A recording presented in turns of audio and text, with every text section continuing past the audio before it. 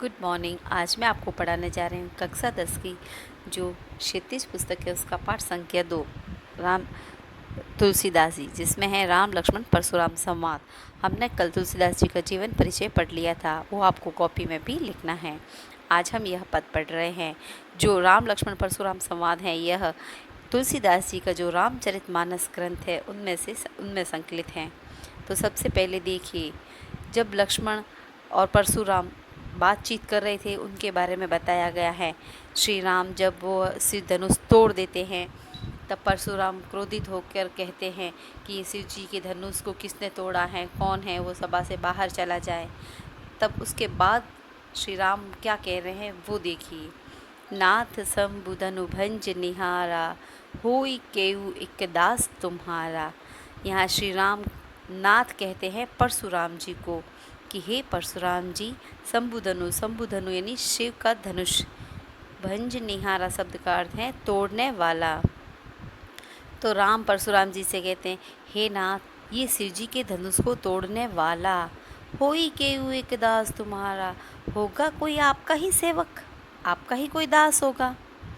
आये सुकाह कही किन मोही, आये सु यानी आज्ञा, काह यानी कहो, मोह यानी मेरे लिए।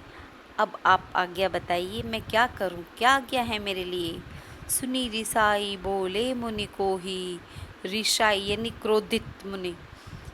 सुनी रिसाई, रिसाई यानी गुस्से में आ गई। मुनि को ही शब्द का अर्थ होता है क्रोधी। ये जब श्री राम ने कहा, अब बताइए क्या आज्ञा है, क्या करना है मुझे। तो जब ये शब्द कहे तो परशुराम जी ने सुनकर गुस्से में आकर क्रोधी मुनि बोले, सेवक सो जो करे सेवकाई, के सेवक यानी सेवक, सेवक तो वो होता है जो सेवकाई करे। सेवकाई शब्द का अर्थ है सेवा का कार्य। जब वो कहते हैं तब मुनि गुस्से में आकर कहते हैं, सेवक तो वो होता है जो सेवा का कार्य करे। अरि करनी करी करी लड़ाई, अरि करनी यानी शत्रुता का कार्य, अरि यानी शत्रु, अरि करनी यानी शत्रुता का कार्य करने वाला अर्थात शत्रु।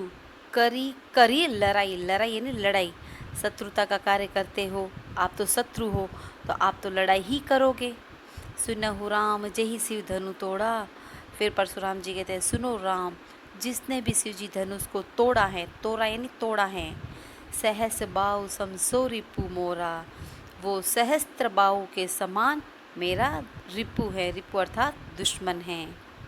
सो बिल गाऊ बिहाई समाजा, अर्थात जिसने भी शिव जी के धनुष को तोड़ा है, बिलगाऊ यानी अलग, बिहाई यानी बाहर, समाजा यानी समाज, जिसने भी शिव जी के धनुष को तोड़ा है वो इस सभा से, इस समाज से बाहर चला जाए।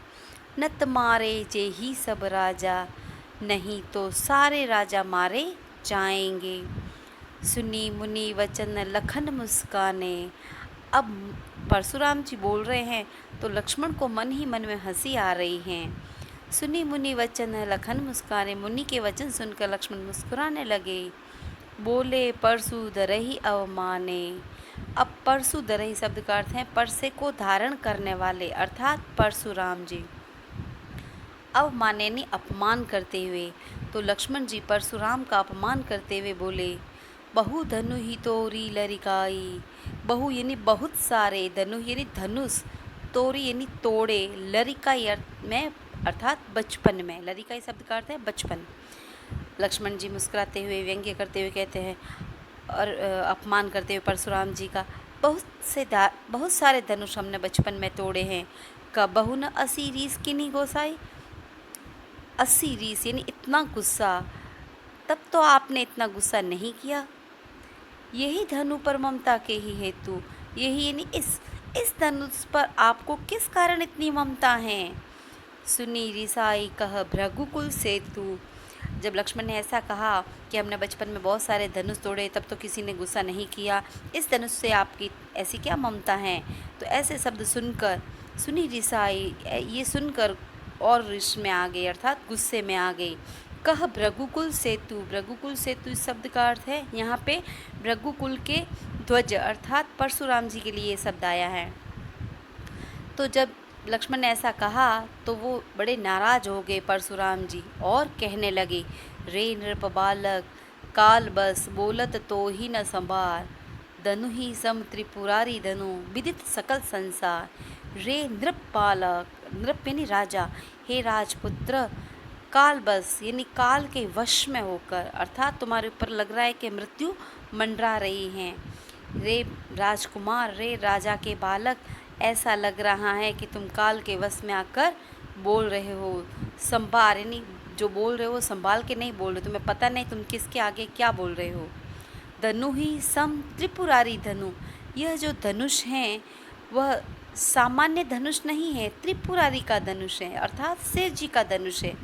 विदित सकल संसार, विदित यानी जानता है, सकल यानी पूरा, पूरा संसार जानता है कि ये धनुष सामान्य धनुष नहीं, सामान्य धनुष नहीं है, ये शिव का धनुष है। ठीक है, धन्यवाद।